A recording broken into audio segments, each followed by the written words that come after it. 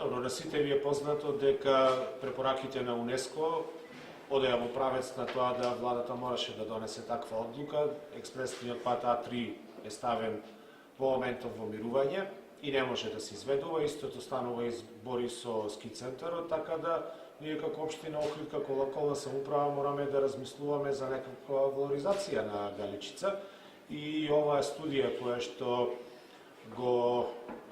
што е направена ни оди во прилог на интегралниот пристап кон решавањето на еколошките проблеми и се разбира дека тука најголемиот проблем ќе биде изворот на средства за инвестиции, затоа што не станува збор за мал проект, станува збор за студија и проект кој што треба да се изведува во износ од околу 14-15 милиони евра.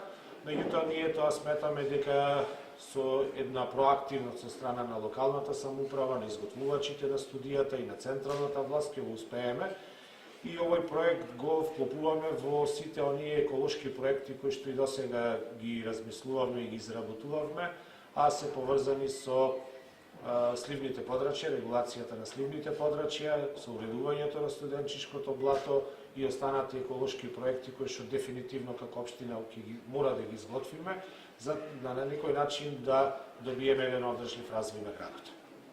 Значи, сега да прашам исто господето што прашав за градбите на крайбрежјето на Плитското езеро. Сега пред малце Охрид СОС пуштија некој извештај и они ве прашуваат дали сте започнале постапка за поништување на одлуката за донесување на општиот акт за село Лагање и доколку не сте го направиле тоа, што планирате и ве повикуваат да го направите, затоа што велат дека хотелот во Лагање продолжува да се гради? Добро, вие и тие треба да знаат дека општите акти се поништија фактички со донесување на новиот закон. Така да, ако мислат конкретно на одлуката за, односно одобрението за градење на хотелот кој што е во Лагање, ние донесовме, како локална самоуправа, донесовме одлука со која што се поништува одобрението.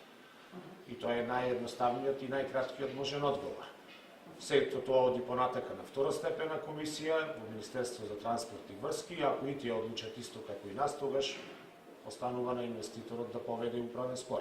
Така да го меѓувреме хотелот се гради, така? Хотелот не се гради. Пошто и да има снимки или слики, да, хотелот не може да се гради затоа што му е одземено одобрението за градење. И само коментар за мораториум на градите. Дали се издаваат дозволи за тоа што екологите и понатаму обвинуваат тој претходниот градоначалник, и понатаму продолжува таа урбана мафија, узурпација на крайбрежјето. Дали тоа се случува всушност? Значи, мораториум за градење нема. Мораториум за градење, уште еднаш ќе речем, нема.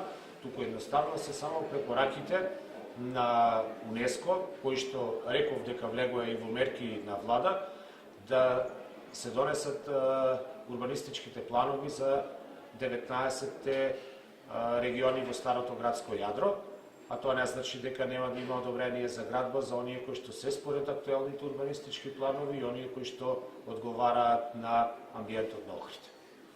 А мораториум, уште еднаш ќе повторам, нема. Затоа што можеби и ние би биле среќни да има мораториум, да се средат ситуациите, да се консолидира урбанистичкото планирање и понатака да продолжи во оној посакуван правец. Меѓутоа, во овој момент, нити според закон, нити препораките на УНЕСКО се да има мораториум за градење. Добро. Благодарам. Благодарам.